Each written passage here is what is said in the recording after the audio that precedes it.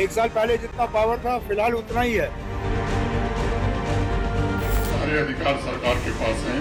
ये लोगों को बेवकूफ बनाने का काम बंद करना चाहिए।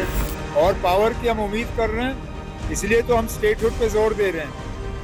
दरबार मूव की वापसी के साथ ही जम्मू कश्मीर की सियासत में गर्मी आ गई है। नेशनल कॉन्फ्रेंस के अध्यक्ष और पूर्व मुख्यमंत्री डॉक्टर फारूक अब्दुल्ला ने उपराज्यपाल मनोज सिन्हा पर गंभीर आरोप लगाए हैं।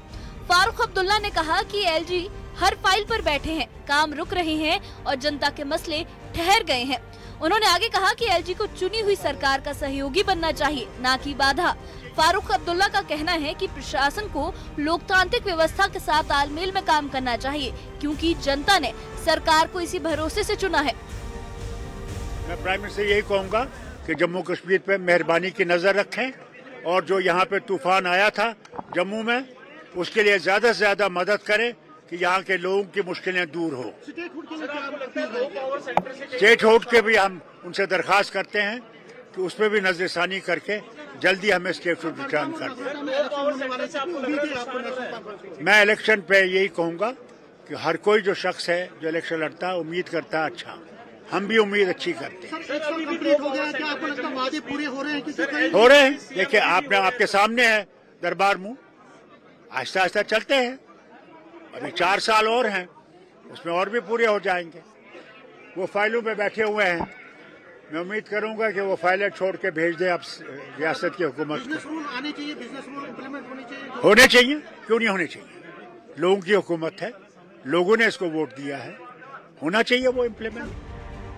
एनसी अध्यक्ष फारूक अब्दुल्ला ने श्रीनगर के कई संस्थानों के दर्जे में कमी पर भी नाराजगी जताई। उन्होंने कहा कि एलजी ने श्रीनगर के संस्थानों का दर्जा घटा दिया है, फाइलें रोक रहे हैं और सच से मुंह मोड़ रहे हैं। उन्होंने आगे कहा कि जम्मू कश्मीर को अब और इंतजार नहीं करवाना चाहिए, राज्य का दर्जा तत्काल बहाल होना चाहिए, क्योंकि यही वक्त की सबसे बड़ी मांग है। वहीं बीजेपी ने फारूक अब्दुल्ला के आरोपों को पूरी तरह से निराधार बताया है। जम्मू कश्मीर बीजेपी इंचार्ज तरुण चुग ने न्यूज 18 से खास बातचीत में कहा कि एक भी फाइल ऐसी नहीं है जो जनता के हित से जुड़ी हो और जिसे रोका गया हो। तरुण चुग ने कहा कि अब वक्त है जब सरकार जनता से किए वादों का हिसाब दे। उनका कहना था कि वोट विकास के लिए मिला था, अब जवाबदेही तय होनी चाहिए। बीजेपी का कहना है कि नेशनल कॉन्फ्रेंस अपनी नाकामियों को छिपाने के लिए एलजी पर आरोप लगा रही है। अपनी पार्टी के आंतरिक विद्रोह और अपने साथी जो उनको छोड़कर जा रहे हैं, उन साथियों को आंख में धूल झोंकने के लिए, अपनी नुसिखियापन बचाने के लिए ऐसे झूठे आरोप लगा रहे हैं। एक भी फाइल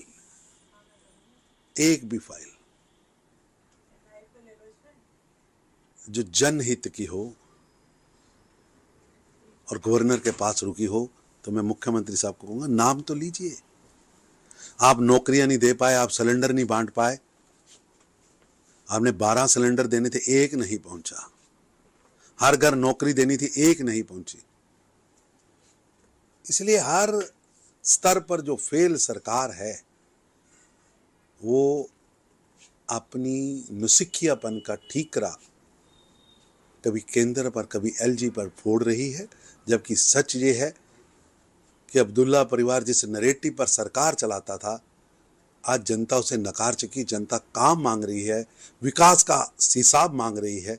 विकास का हिसाब देने की बजाय, मैनिफेस्टो का हिसाब देने के बजाय उमर अब्दुल्ला साहब और बड़े अब्दुल्ला साहब इधर उधर की बात कर रहे हैं। लेकिन फारूक अब्दुल्ला ने कहा कि स्टेटहुड हमें तुरंत दिया जाना चाहिए। चुनी हुई सरकार को कैसे काम करने से रोका जा सकता है?